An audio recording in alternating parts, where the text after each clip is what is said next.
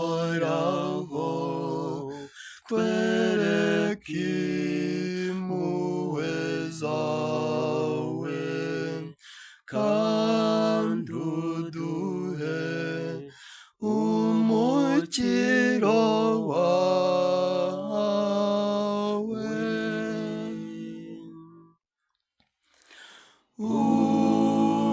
Uhoraho twereke impuhwe zawe kandi uduhe umukiro wawe.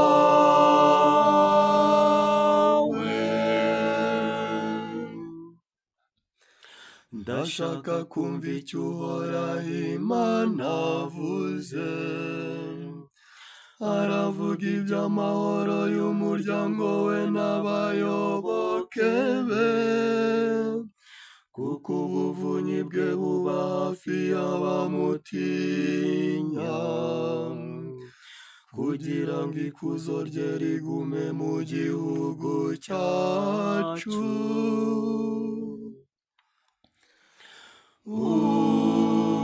Uhoraho twereke impuhwe zawe kandi uduhe umukiro wawe. Impuhwe n'ubudahemuka byarahuriranye, ubutabera n'amahoro birahoberana, ubudahemuka buzamera busagambe ku isi,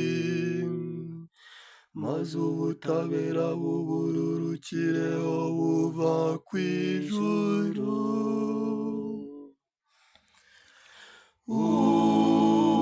Uhoraho twereke impuhwe zawe kandi uduhe umukiro wawe.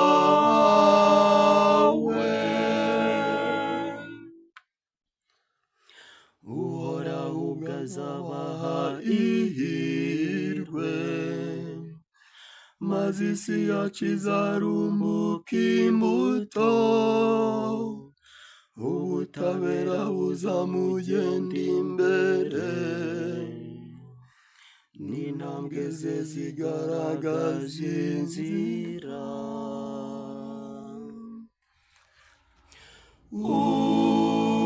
Uhoraho twereke impuhwe zawe kandi uduhe umukiro wawe.